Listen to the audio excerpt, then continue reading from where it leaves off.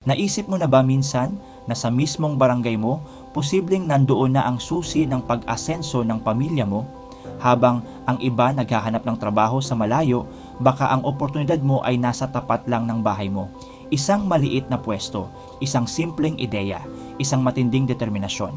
I-like mo agad ang video na to kung pangarap mong magkaroon ng sariling negosyo kahit maliit ang puhunan. Mag-subscribe ka kung gusto mo ng mga content na pang Pinoy, family, practical, totoo, at pangmatagalan. Sa video na to, ibabahagi namin ang top 15 negosyong patok sa barangay na pwede mong simulan kahit konti lang ang pera, pero malaki ang pwedeng balik. Kung handa ka nang baguhin ang kwento ng pamilya mo, simulan na natin. Una, sari-sari store. Sa bawat kanto sa Pilipinas, may isang maliit na tindahan na hindi nawawala. Kahit bumagyo, kahit mag-lockdown, kahit magmahal ang bilihin. Ang sari-sari store. Maliit sa paningin pero malaki ang papel sa buhay ng komunidad. Ang sari-sari store ay tindahang nagbebenta ng tingi-tinging produkto. Kape, bigas, sabon, candy, load at iba pang pang-araw-araw na kailangan. Ito ang pinaka-basic na anyo ng negosyo sa bansa. Noong panahon pa ng mga lolo at lola natin, may tindahan na sa harap ng bahay. Doon, umutang ang kapitbahay.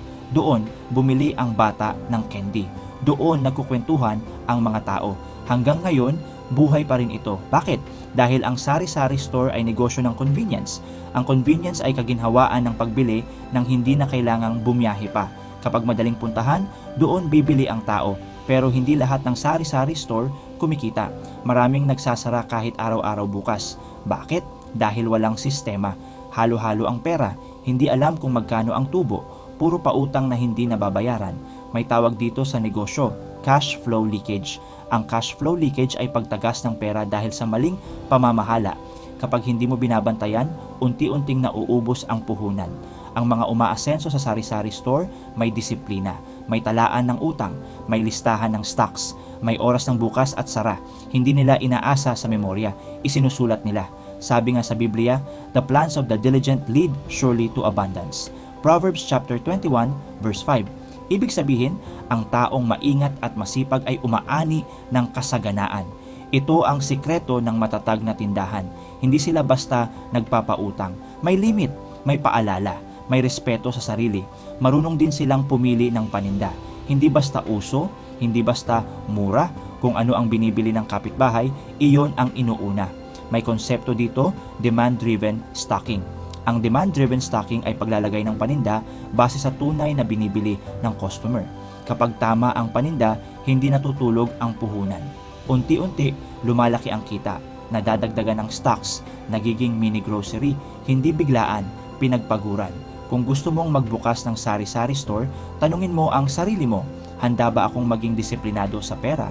Handa ba akong humindi sa sobrang utang?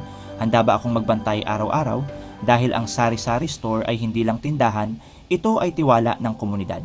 Ikalawa, lutong ulam / karinderya.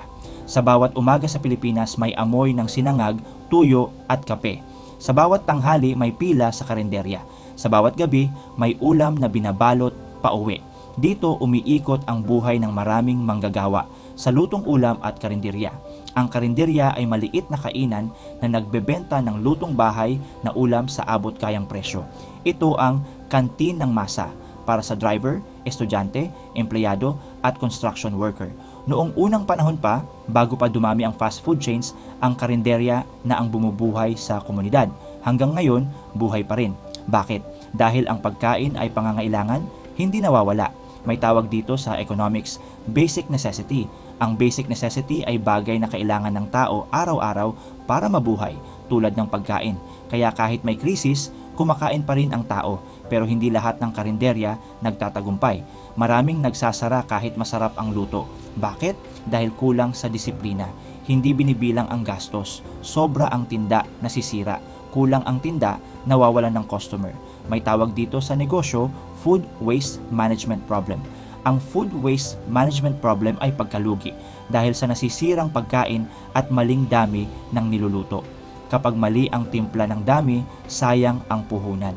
Ang mga umaasenso sa lutong ulam business, marunong mag-obserba. Alam nila kung anong ulam ang mabilis maubos. Alam nila kung kailan maraming tao. Alam nila kung kailan humihina ang benta. Ina-adjust nila araw-araw. Sabi nga sa Biblia, better a little with the fear of the Lord than great wealth with turmoil. Proverbs chapter 15 verse 16. Ibig sabihin, mas mabuti ang maliit na kita na malinis at tapat kaysa malaking pera na may gulo. Ito ang puso ng matagumpay na karinderya. Malinis ang kusina, malinis ang gamit, malinis ang konsensya. May malasakit sa customer. May konsepto dito, food safety.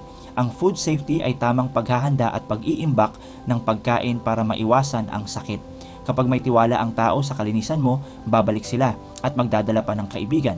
Hindi kailangan ng mamahaling lugar, kailangan ng consistent na lasa. Isang ulam na masarap, araw-araw na hinahanap. Kung gusto mong magtayo ng karinderya, tanungin mo ang sarili mo. Handa ba akong gumising ng maaga?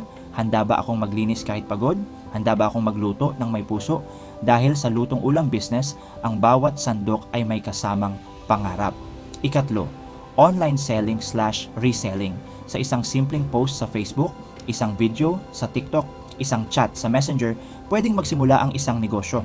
Ganito umusbong ang maraming Pilipino sa online selling at reselling. Ang online selling ay pagbebenta ng produkto gamit ang internet. Ang reselling naman ay pagbili ng produkto mula sa supplier at pagbebenta nito sa mas mataas na presyo. Hindi mo kailangan ng malaking pwesto, hindi mo kailangan ng malaking renta. Kailangan mo ng cellphone, internet at tiyaga. Noong nagsimulang lumakas ang e-commerce sa Pilipinas, lalo na noong panahon ng lockdown, maraming pamilya ang nakasurvive dahil sa online selling. May tawag dito sa digital economy, e-commerce. Ang e-commerce ay pagbili at pagbenta ng produkto gamit ang online platforms, pero hindi lahat kumikita. Maraming sumusubok, kaunti ang nagtatagal. Bakit? Dahil iniisip ng iba na madali lang, post lang, hintay lang, kita na. Pero ang totoo, ang online selling ay totoong trabaho. Kailangan ng mabilis na reply, malinaw na presyo, maayos na packaging, tapat na description, consistent na posting. May tawag dito sa negosyo, seller credibility. Ang seller credibility ay tiwala ng customer sa iyo bilang online seller. Kapag mabagal ka sumagot, hindi malinaw ang presyo o may reklamo sa produkto, lipat agad ang buyer. Ang mga umaasenso sa reselling, inaalagaan ang reputasyon. Mas inuuna nila ang tiwala kaysa sa tubo. Sabi nga sa Biblia, whoever walks in integrity walks securely. Proverbs chapter 10 verse 9. Ibig sabihin ang tapat na tao ay matatag kahit sa negosyo. At sabi rin ni Jack Ma, founder ng Alibaba, never give up. Today is hard, tomorrow will be worse, but the day after tomorrow will be sunshine. Ang tagumpay ay dumarating sa hindi sumusuko. Sa online selling, mahalaga ang consistency. May tawag dito, algorithm favorability. Ang algorithm favorability ay pagtaas ng tsansa mong makita kapag regular at quality ang posts mo. Kapag madalas kang mag-post ng maayos na content, mas pinapakita ka ng platform sa maraming tao. Hindi kailangan ng perfect sa umpisa. Kailangan ng tuloy-tuloy. Pwede kang magsimula sa damit, pagkain, accessories, pre-loved items. Unti-unti, lalawak ang inventory. Kung gusto mong pumasok sa online selling, tanungin mo ang sarili mo. Handa ba akong magtrabaho kahit walang order minsan? Handa ba akong maging tapat kahit may pagkakataong mandaya? Handa ba akong mag-improve araw-araw? Dahil sa online world, ang tiwala ang tunay na puhunan. Ika-4, fishball/kwek-kwek/street food. Sa bawat hapon sa Pilipinas, may tunog ng kumukulong mantika, may amoy ng fishball at kwek-kwek, may sigawan ng mga bata at estudyante. Dito umiikot ang maliit pero matatag na negosyo, ang street food business. Ang street food ay bentahan ng simpleng pagkain sa kalsada tulad ng fishball, kwek-kwek, kikiam at squidball. Mura, mabilis lutuin at madaling ibenta. Noong unang panahon pa, bago pa dumami ang convenience stores, ang mga street food vendor na ang takbuhan ng gutom na kabataan. Hanggang ngayon, patok pa rin. Bakit? Dahil ang street food ay negosyo ng affordability. Ang affordability ay kakayahang bilhin kahit maliit lang ang pera. Kahit may 5 piso, may merienda ka na. Pero hindi lahat nagtatagumpay dito. Maraming tumitigil kahit araw-araw may tao. Bakit? Dahil kulang sa disiplina at kalinisan. Maruming mantika, paulit-ulit na sausawan, walang takip ang pagkain. May tawag dito sa negosyo, food hygiene. Ang food hygiene ay tamang paghawak at paghahanda ng pagkain para maiwasan ang sakit. Kapag hindi malinis, hindi nababalik ang customer. Mas masakit pwede ka pang maireklamo. Ang mga umaasenso sa street food business, maingat sa kalinisan, pinapalitan ang mantika, nililinis ang mesa, may takip ang paninda dahil alam nila ang kalinisan ay negosyo rin. Sabi nga sa Biblia, clean hands and a pure heart. Psalm chapter 24 verse 4. Ibig sabihin, mahalaga ang kalinisan sa gawa at intensyon. At sabi rin ni Gordon Ramsay, sikat na chef, cleanliness is next to godliness in the kitchen. Ang malinis na kusina ay tanda ng respeto sa customer. Sa street food, mahalaga rin ang pwesto. May konsepto dito, foot traffic. Ang foot traffic ay dami ng taong dumadaan sa isang lugar. Kapag malapit sa school, terminal o palengke, mas malaki ang benta. Hindi kailangan ng malaking puhunan. Kailangan ng sipag, maagang setup, late na uwi, mainit, nakakapagod. Pero sa bawat tusok ng stick, may kasamang pag-asa. Kung gusto mong magtayo ng street food business, tanungin mo ang sarili mo. Handa ba akong magbantay kahit mainit? Handa ba akong panatilihing malinis ang paninda? Handa ba akong magbigay ng tamang sukli at ngiti? Dahil sa negosyong ito, ang maliit na puhunan ay pwedeng maging malaking tulong sa pamilya. Ikalima, load at bills payment center. Sa bawat araw sa Pilipinas, may kailangang tawagan, may kailangang i-text, may kailangang bayarang bill, load, kuryente, tubig, internet. At kapag naubusan ka, ang una mong hinahanap ay load at bills payment center. Dito pumapasok ang maliit pero tuloy-tuloy na negosyo, ang load at bills payment business. Ang load business ay pagbebenta ng prepaid load gamit ang e-wallet o dealer SIM. Ang bills payment center naman ay tumatanggap ng bayad para sa utilities at services tulad ng Meralco, tubig, cable at online subscriptions. Noong una, kailangan pang pumila sa bayad center sa mall. Ngayon, kahit sa sari-sari store o bahay lang, pwede na. Dahil sa pag-usbong ng digital wallets, lalo itong naging madali. May tawag dito sa finance, digital payment system. Ang digital payment system ay paraan ng pagbabayad gamit ang apps at electronic platforms, pero hindi lahat kumikita rito. Bakit? Dahil mali ang pamamahala ng pondo. Nauubos ang load capital. Nagagalaw ang pambayad sa bills. Nahahaluan ang personal gastos. May tawag dito, fund mismanagement. Ang fund mismanagement ay maling paggamit ng pera ng negosyo. Kapag nangyari ito, nawawala ang tiwala. Ang mga umaasenso sa ganitong negosyo may hiwalay na wallet, may hiwalay na account, may hiwalay na talaan. Hindi nila hinahalo ang pera ng negosyo at bahay. Sabi nga sa Biblia, the plans of the diligent lead surely to abundance. Proverbs chapter 21 verse 5. Ibig sabihin, ang maingat sa plano ay umaani ng kasaganaan. At sabi rin ni Benjamin Franklin, beware of little expenses. A small leak will sink a great ship. Ang maliit na kalat sa pera ay pwedeng magpalubog ng negosyo. Sa load at bills payment, mahalaga ang availability. Kapag sarado ka, kapag kailangan ka, lilipat ang customer. May konsepto dito, service reliability. Ang service reliability ay kakayahang maging bukas at maaasahan kapag kailangan ng tao. Hindi kailangan ng malaking pwesto. Kailangan ng tiwala. Kapag alam ng kapitbahay na lagi kang may load at tumatanggap ng bayad, ikaw na ang lalapitan. Kung gusto mong pumasok sa load at bills payment business, tanungin mo ang sarili mo. Handa ba akong maging tapat sa hawak na pera? Handa ba akong magtala ng transaksyon? Handa ba akong maging available araw-araw? Dahil sa negosyong ito, ang pagiging responsable ang tunay na puhunan. At kung may natutunan ka sa video na to, huwag mong kalimutang i-like, i-share at mag-subscribe. Bisitahin mo rin ang profile ko. Nasa link sa bio ang iba pa nating gabay tungkol sa maliit na negosyo, digital income at pag-asenso ng pamilyang Pilipino. Ika-6, laundry service.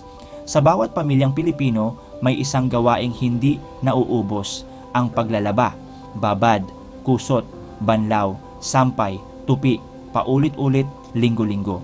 Kaya hindi nakakapagtaka na ang laundry service ay isa sa pinakapatok na negosyo sa barangay.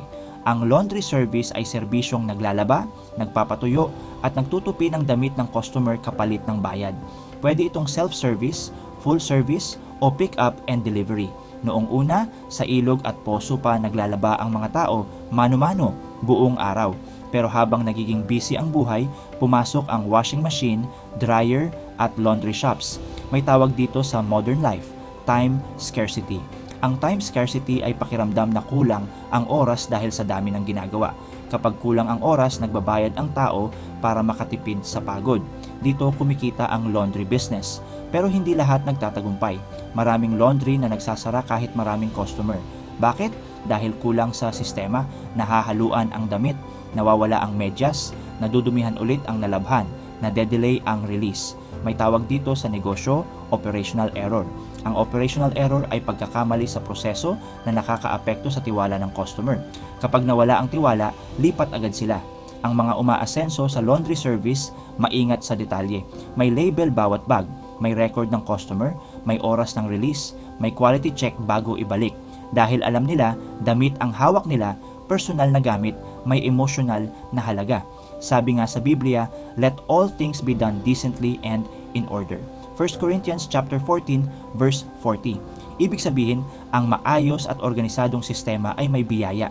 Ito ang puso ng matagumpay na laundry business. Malinis ang lugar, malinis ang makina, malinis ang konsensya. May konsepto dito, service consistency. Ang service consistency ay kakayahang magbigay ng pare-parehong kalidad araw-araw. Kapag palaging maayos ang laba mo, hindi ka na kailangang mag-advertise. Ang customer na mismo ang magdadala ng iba. Sa laundry business, mahalaga rin ang maintenance, regular na linis ng makina, tamang sabon, tamang temperatura. Kapag pinabayaan mo ito, masisira ang gamit at mawawala ang kita. Kung gusto mong pumasok sa laundry service, tanungin mo ang sarili mo, handa ba akong maging organisado araw-araw? Handa ba akong maging responsable sa gamit ng iba?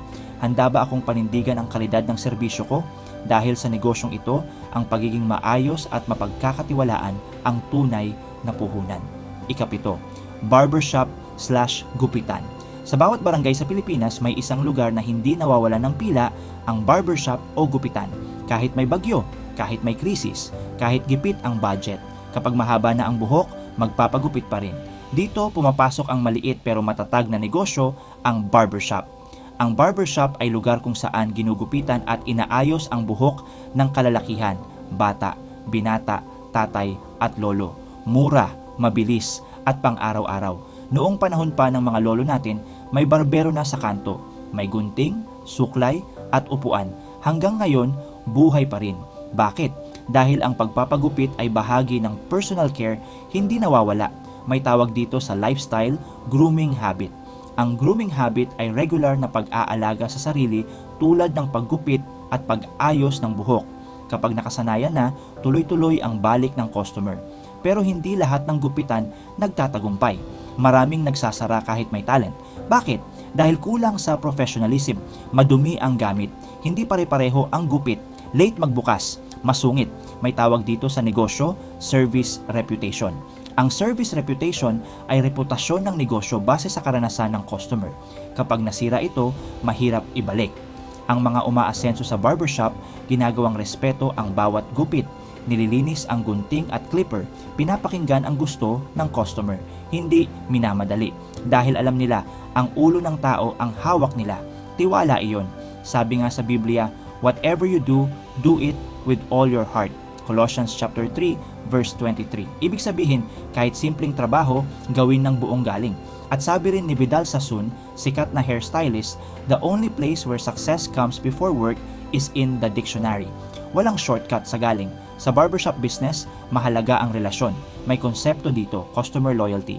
Ang customer loyalty ay pagbabalik ng customer dahil sa magandang karanasan. Kapag loyal ang suki, kahit may bagong gupitan, sayo pa rin babalik.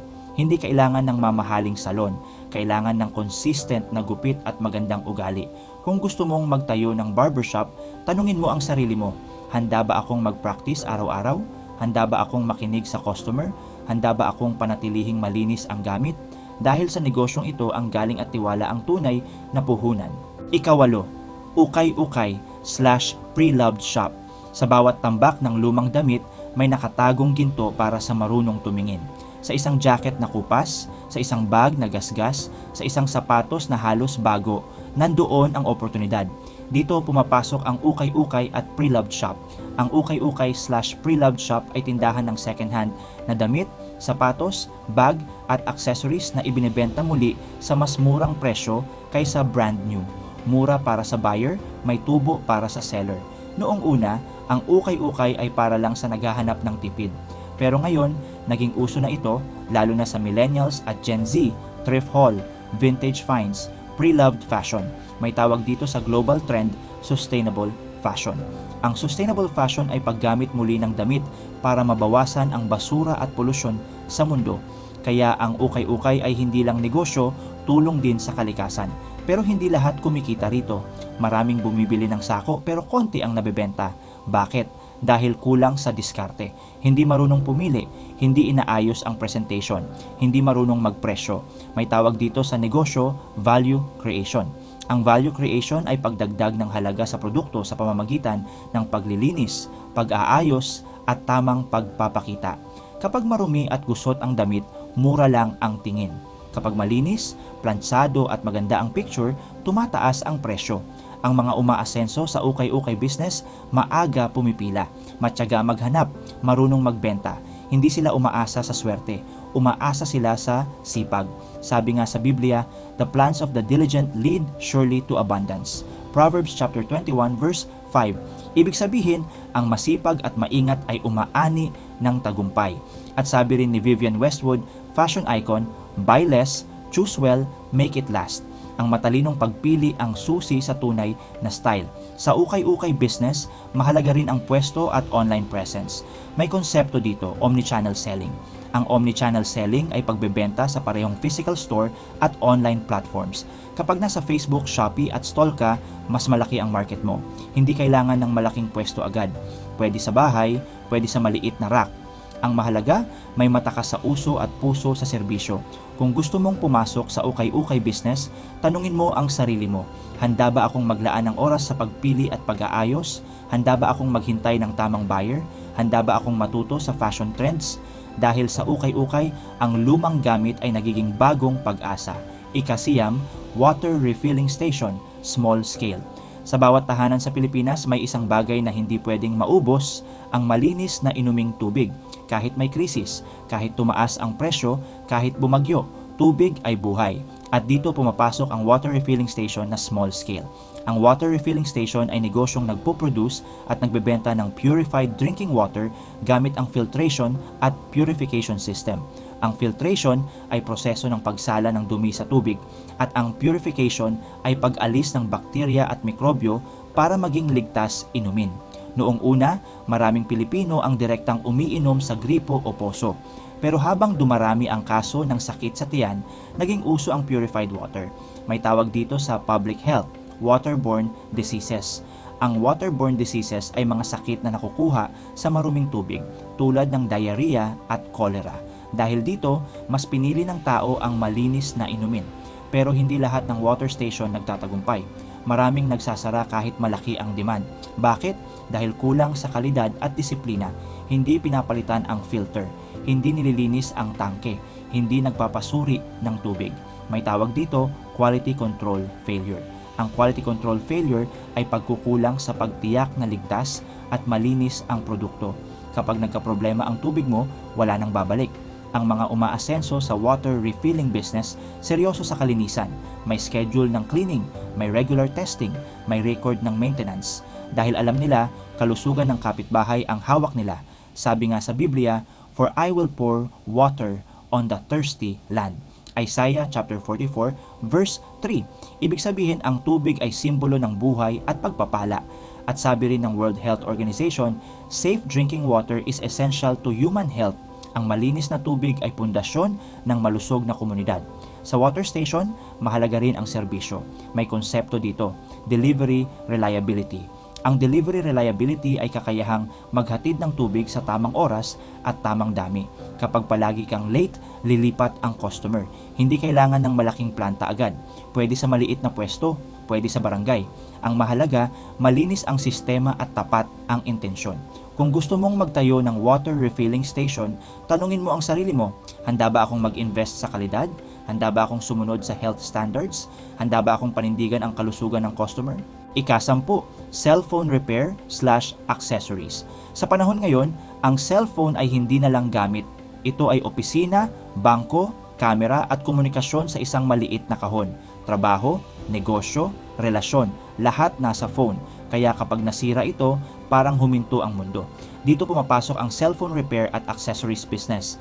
Ang cellphone repair ay pag-aayos ng sirang phone, basag na screen, mahina ang battery, sira ang charging port, at software problems. Ang accessories business naman ay pagbebenta ng case, charger, earphones, power bank, at tempered glass. Noong una, kailangan pang pumunta sa mall para magpaayos. Ngayon, kahit sa barangay lang, pwede na dahil dumami na ang smartphones. May tawag dito sa technology, mobile dependency. Ang mobile dependency ay sobrang pag-asa ng tao sa cellphone para sa araw-araw na gawain. Habang tumataas ito, tumataas din ang demand sa repair. Pero hindi lahat nagtatagumpay dito. Bakit? Dahil kulang sa skills at tiwala. Isang maling tornilyo, sira ang board, isang maling piyesa, patay ang phone. May tawag dito, technical error. Ang technical error ay pagkakamali sa pag-ayos na nagdudulot ng mas malaking sira. Kapag nangyari ito, wala nang balik ang customer. Ang mga umaasenso sa gadget business, seryoso sa training, nanood ng tutorials, nag-practice sa sirang phone, nag-invest sa tamang tools. Hindi sila umaasa sa baka kaya, umaasa sila sa sigurado. Sabi nga sa Biblia, "Do you see someone skilled in their work? They will serve before kings." Proverbs chapter 22 verse 29. Ibig sabihin, ang galing sa trabaho ay nagdadala sa iyo sa tagumpay. At sabi rin ni Bill Gates, "Your most unhappy customers are your greatest source of learning." Ang reklamo ay pagkakataon para gumaling. Sa cellphone repair, mahalaga ang honesty. May konsepto dito, transparent service.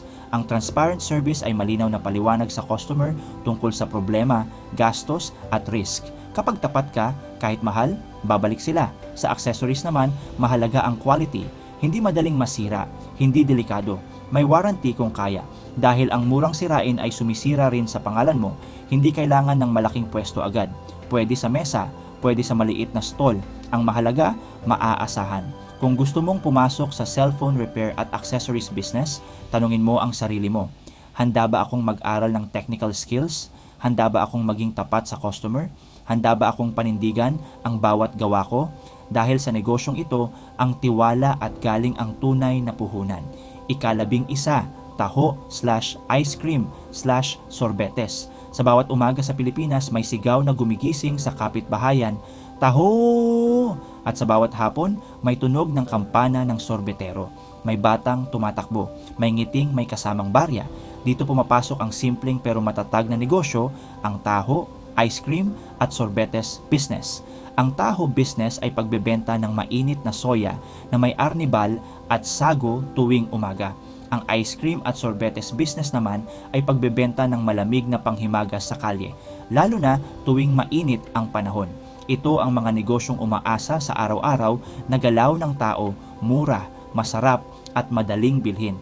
Noong panahon pa ng mga lolo at lola natin, nandyan na ang magtataho at sorbetero. Iisang ruta, iisang oras, iisang sigaw.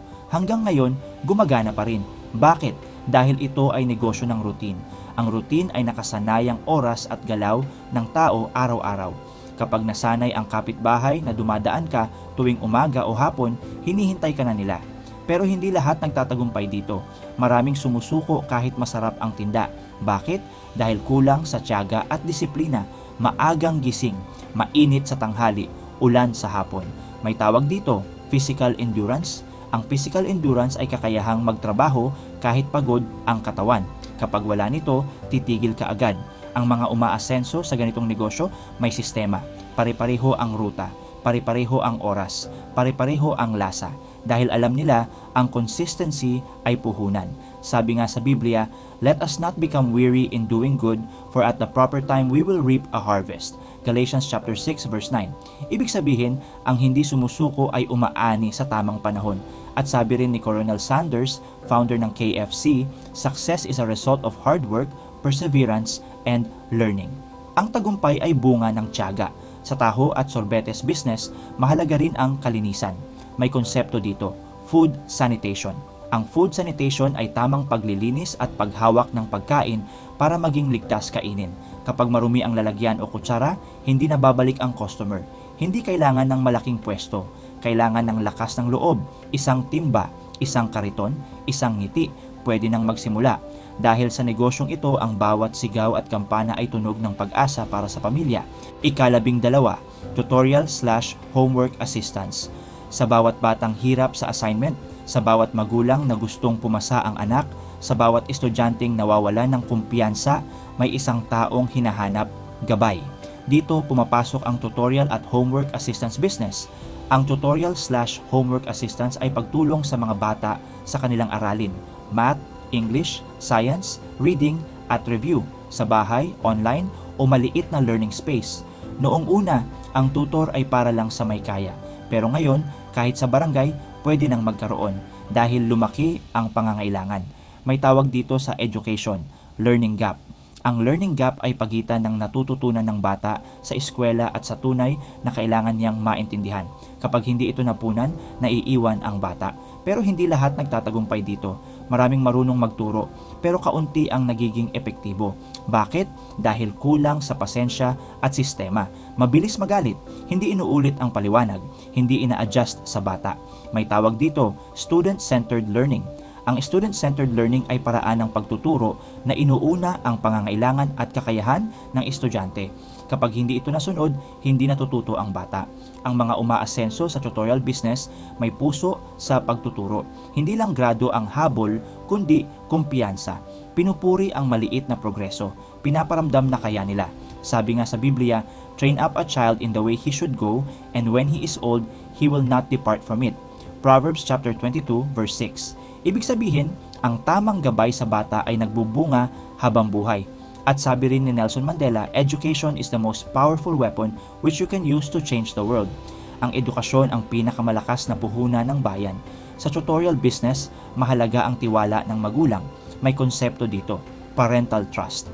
Ang parental trust ay paniniwala ng magulang na ligtas at epektibo ang gabay na ibinibigay mo sa anak nila. Kapag nakuha mo ito, dadami ang estudyante mo. Hindi kailangan ng malaking classroom. Kailangan ng malinaw na paliwanag at malasakit. Pwede sa sala, pwede online, pwede sa maliit na mesa. Kung gusto mong pasukin ang tutorial at homework assistance, tanungin mo ang sarili mo. Handa ba akong magturo kahit paulit-ulit? Handa ba akong umintindi sa bawat bata? Handa ba akong maging bahagi ng kinabukasan nila? Dahil sa negosyong ito, habang tinutulungan mo ang iba na umangat, ikaw rin ay umaangat. Ika-13, printing/ID/photocopy. Sa bawat estudyanteng may project, sa bawat aplikanteng may requirements, sa bawat barangay na may forms, iisa ang kailangan, kopya. Print, scan, photocopy, ID picture. Dito pumapasok ang tahimik pero tuloy-tuloy na negosyo, ang printing, ID at photocopy business. Ang printing/ID/photocopy business ay serbisyong nagpiprint ng documents, gumagawa ng ID, nagko-collate ng papeles, at nagpi-photocopy para sa estudyante, empleyado at opisina. Noong una, kailangan pang pumunta sa bayan para magpa-print. Ngayon, kahit sa barangay lang, malaking tulong na. Dahil sa pagdami ng online forms at digital requirements, lalo itong naging mahalaga. May tawag dito sa modern work, paperless system. Ang paperless system ay paggamit ng digital files imbes na papel. Pero ironic, mas marami pa rin kailangang i-print. Kaya tuloy-tuloy ang demand. Pero hindi lahat nagtatagumpay dito. Maraming nagsasara kahit maraming customer. Bakit? Dahil kulang sa kalidad at disiplina. Malabong print. Madalas masira ang makina. Mabagal ang serbisyo. May tawag dito, service inefficiency. Ang service inefficiency ay mabagal at magulong proseso na nagpapalayo sa customer. Kapag nainis ang tao, hindi na babalik. Ang mga umaasenso sa ganitong negosyo, inaalagaan ang gamit. Regular ang cleaning ng printer. May extra ink at papel. May backup files. Dahil alam nila, ang makina ang kabuhayan nila. Sabi nga sa Biblia, whatever you do, work at it with all your heart. Colossians chapter 3 verse 23. Ibig sabihin, kahit simpleng serbisyo, gawin ng mahusay. At sabi rin ni Thomas Edison, opportunity is missed by most people because it is dressed in overalls and looks like work. Ang oportunidad ay madalas mukhang pagod. Sa printing business, mahalaga rin ang bilis. May konsepto dito, turnaround time. Ang turnaround time ay oras mula pagbigay ng file hanggang matapos ang trabaho. Kapag mabilis ka, ikaw ang babalikan. Kapag mabagal, lilipat sila. Hindi kailangan ng malaking shop agad. Isang printer, isang scanner, isang computer, pwede na. Kung gusto mong magtayo ng printing at photocopy business, tanungin mo ang sarili mo, handa ba akong mag-maintain ng makina? Handa ba akong magbigay ng mabilis at malinaw na serbisyo? Handa ba akong sumabay sa teknolohiya? Dahil sa negosyong ito, ang bawat pahina na lumalabas sa printer ay hakbang patungo sa pag-angat ng pamilya. Ika-14, meat/gulay/frozen goods reselling. Sa bawat kusinang Pilipino, may kalderong kumukulo, may kawaling umiinit, may pamilyang naghihintay ng ulam, at bago makarating sa mesa ang pagkain, may isang taong nagtiyaga sa likod nito, ang meat, gulay at frozen goods reseller. Ang meat/gulay/frozen goods reselling ay pagbili ng karne, gulay at frozen products mula sa palengke o supplier at pagbebenta nito sa kapitbahay o online. Kadalasan, may delivery. Ito ang negosyo ng pang-araw-araw na pangangailangan.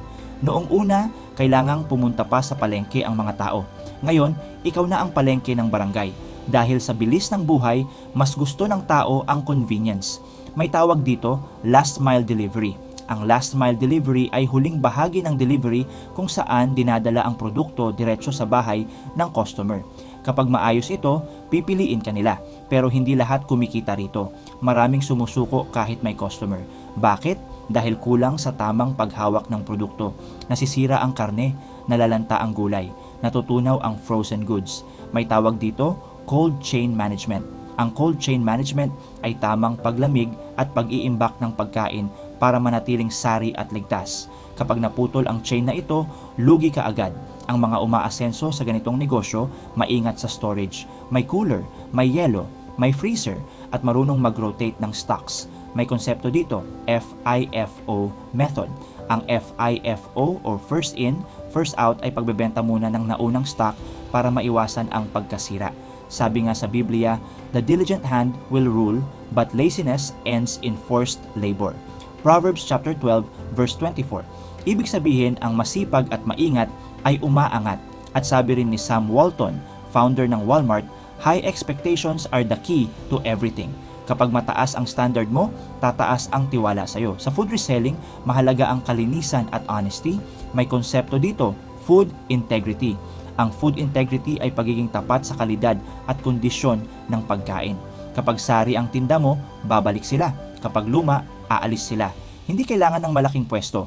Pwede sa bahay, pwede sa mobile cart.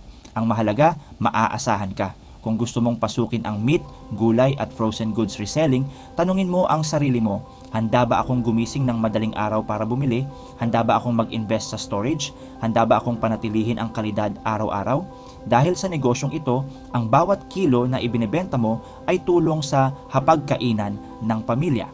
Ika-15, cleaning services/car wash. Sa bawat bahay na abala sa trabaho, sa bawat pamilyang pagod sa araw-araw, sa bawat sasakyang dumaan sa alikabok at ulan, iisa ang kailangan, linis.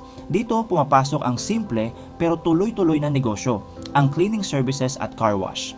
Ang cleaning services ay paglilinis ng bahay, opisina at small spaces, walis, mop, disinfect at organize. Ang car wash naman ay paghuhugas at pag-aayos ng sasakyan, body, interior, engine wash at waxing. Ito ang negosyo ng kalinisan at tiwala. Noong una, sarili lang ang naglilinis ng bahay at kotse. Pero habang nagiging busy ang buhay, mas pinipili ng tao ang magbayad para makatipid sa oras. May tawag dito sa modern life, outsourcing convenience. Ang outsourcing convenience ay pagkuha ng serbisyo ng iba para mabawasan ang pagod at stress. Kapag kulang ang oras, handa ang tao magbayad. Pero hindi lahat nagtatagumpay dito. Maraming nagsasara kahit may customer. Bakit? Dahil kulang sa professionalism. Hindi maayos ang trabaho, hindi kumpleto ang gamit, hindi maingat sa gamit ng kliyente. May tawag dito, service negligence. Ang service negligence ay kapabayaan sa trabaho na sumisira sa tiwala. Kapag may nasira ka, isang customer lang, pwede nang mawala ang pangalan mo. Ang mga umaasenso sa cleaning at car wash business, detalyado magtrabaho. Sinusulok ang sulok. Pinupunasan ang ilalim, tinitingnan ang loob. Dahil alam nila, ang malinis ay hindi basta tingin, ito ay ramdam. Sabi nga sa Biblia, wash yourselves, make yourselves clean. Isaiah chapter 1 verse 16. Ibig sabihin, ang kalinisan ay tanda ng disiplina at respeto. At sabi rin ni Henry Ford, quality means doing it right when no one is looking. Ang tunay na kalidad ay kahit walang nanonood, maayos pa rin. Sa negosyong ito, mahalaga ang kagamitan. May konsepto dito, equipment readiness. Ang equipment readiness ay pagiging handa ng tools para sa tuloy-tuloy na serbisyo. Kapag sira ang hose o vacuum, tigil ang kita. Hindi kailangan ng malaking shop agad. Pwede sa bakuran, pwede mobile service. Ang mahalaga, maaasahan. Kung gusto mong pasukin ang cleaning services o car wash business, tanungin mo ang sarili mo, handa ba akong magtrabaho kahit mainit o umuulan? Handa ba akong maging maingat sa gamit ng iba? Handa ba akong panindigan ng kalidad? Dahil sa negosyong ito, ang bawat patak ng tubig at punas ng basahan ay hakbang patungo sa mas maayos na buhay. Sa likod ng lahat ng negosyong ito, iisa ang sikreto. Hindi kailangan ng milyon. Kailangan ng tiyaga, disiplina at tiwala ng kapitbahay. Sabi nga sa Biblia, whoever is faithful in little will be faithful in much. Luke chapter 16 verse 10. Ibig sabihin kapag maayos ka sa maliit na negosyo, kaya mong humawak ng mas malaki. Ang barangay ay parang maliit na mundo. Kapag nakuha mo ang loob nito, may negosyo ka na. Kung mapapansin mo, lahat ng negosyong nakita mo dito ay nagsimula sa simpleng bagay, hindi sa milyon, hindi sa koneksyon, kundi sa lakas ng loob at sipag. Ang tagumpay ay hindi laging nagsisimula sa malaking oportunidad. Madalas, nagsisimula ito sa maliit na pwesto sa barangay. I-like mo ang video na to kung may negosyo dito na gusto mong subukan. Mag-subscribe ka kung gusto mo ng content na tutulong sa iyo magtayo ng pangmatagalang kabuhayan para sa pamilya mo. Tandaan mo, ang maliit na simula ngayon ay maaaring maging malaking pamana bukas, at ang pamilyang may sariling pagkakakitaan ay pamilyang may mas matatag na kinabukasan. Kita-kits sa susunod na video.